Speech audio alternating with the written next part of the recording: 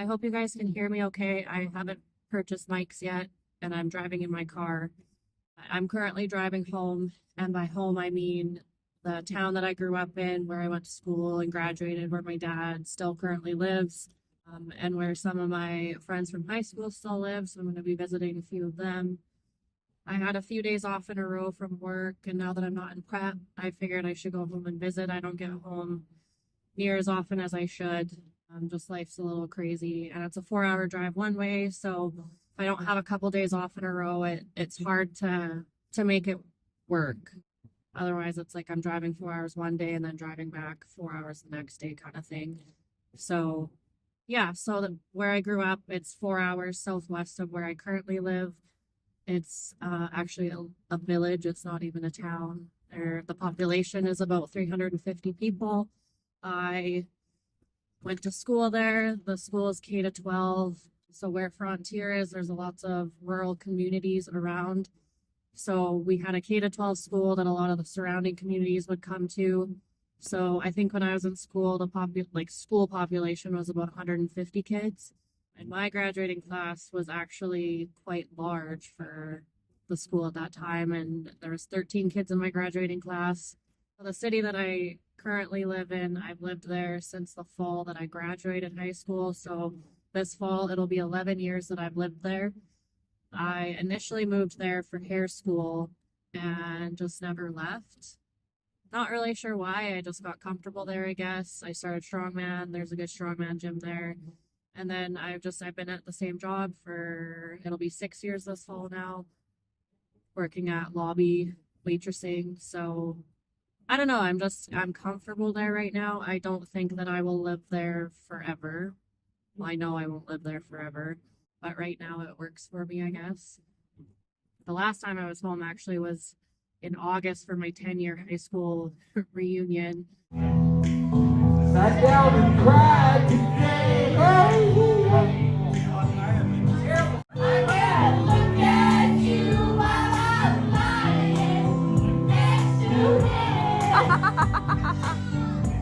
That was a lot of fun. I'll see how the weekend goes. I might film a little bit, show you guys kind of where I grew up and stuff like that. Otherwise, if I don't really get to filming, I guess I'll just post this video where I tell you a little bit about my background, I guess. So I plan on spending tonight and a little bit of tomorrow with some friends from high school, is who I'm staying with tonight. I'll stay at her place. She's got 2 kids, Knox, who just turned 5 in January, and Oakland, who turned 3 in April. So I'm excited to spend some time on their farm with them. And then I actually haven't told my dad I'm coming home. I don't know why. I guess I'm just going to surprise him. Tomorrow I'll go to my dad's place. He'll probably be out at the farm, so I might have to just drive out to the farm. To preface that statement, I grew up, my dad lives in town in Frontier. I grew up in town, but my dad's a farmer and a rancher. So he drives up to the farm every day. The farm is where my grandparents lived when they were alive. So now there's just a house out there, and he just drives in and out of town. It's 10 minutes from town. He's currently quite busy. It's calving season. He's a one-man show. He's also turning 67 this year. He doesn't look 67, but yeah, he's still a one-man show on the farm. He calves out about 150 head, so he's a busy man for his age especially. So yeah, he farms and ranches, but doesn't really farm anymore. I don't know when he gave that up. A couple of years ago, so he rents out all of our farmland. So he's not as busy as he used to be, but he still is very busy. I keep telling him to get rid of the cows so he can just enjoy his life and be semi-retired, but I don't think farmers or ranchers know how to retire, so I don't know if that will ever happen. I was a little bit nervous about how things would go with dad after mom passed away. Him being alone back home, it's a small town. He's pretty isolated on the farm. He spends most of his time out at the farm.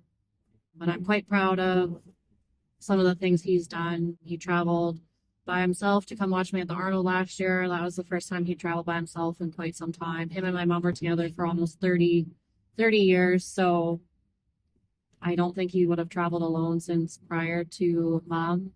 He came to watch me there. He came with a friend back home to watch me in Colorado. They drove down together. He went to Phoenix this January with friends from home. And then he came to the Arnold again this year. The community is really great back home for including my dad in things. He goes to people's houses for supper quite often. My dad really likes to play ping pong, so I think he gets together with friends and plays ping pong sometimes. Yeah, so the community, there's quite a few families that have been really good at making an effort to get my dad out and include him, so I'm really thankful for that. My mom and dad were very polar opposite. My mom was the extrovert. She was a very loud, outgoing lady, and my dad is very quiet, very reserved. So I was a little nervous about how things would go with him being on his own, but that's not to say that my dad, I know that life can be a struggle sometimes without mom. I mean, I struggle myself. I can only imagine how things are for my dad, but I am quite proud of how he has moved forward with life. So, and I don't tell him that enough. So I guess I should tell him that instead of telling you guys, but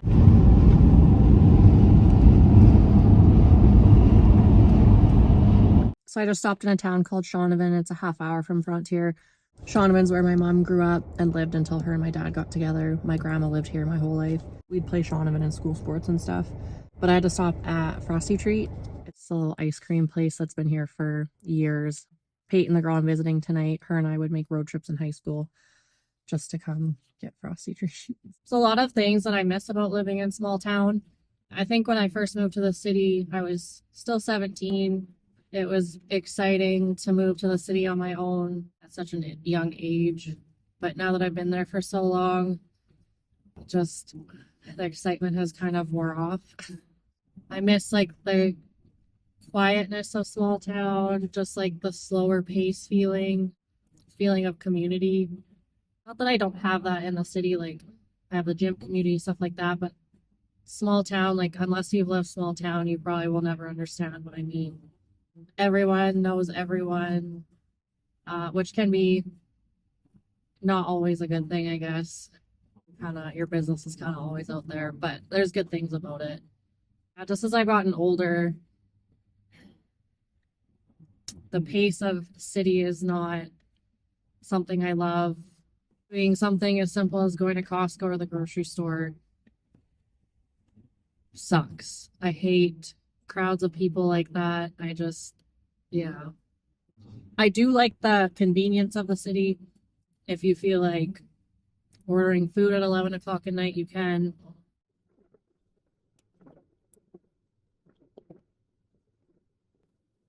Specifically, the town that I grew up in is quite a ways from bigger centers. So, like, the biggest city is an hour and 40 minutes. If you want to get McDonald's or Tim Hortons, that's the closest place. That's the closest Walmart. We have a grocery store in Frontier, but it's just smaller, more expensive than if you were to shop at like a superstore or something. Small town doesn't have the convenience like a city does in that aspect, but there are a lot of things small town has that cities don't. So, the nighttime skies in small town are unmatched. You don't get that in the city. But I lived in Frontier my whole life, 17 years before I moved, 17, almost 18 years before I moved out. So you just get used to it. And in some ways, those inconveniences become something that you can look forward to. Like, I used to love making city trips with my parents as a kid because it was just that much more special, right? Going to McDonald's or getting new clothes, whatever. I think if I was to ever get married or settle down, and if I have kids, I definitely would rather be in a smaller center than in the city. I have no interest in raising kids in a city, especially Regina.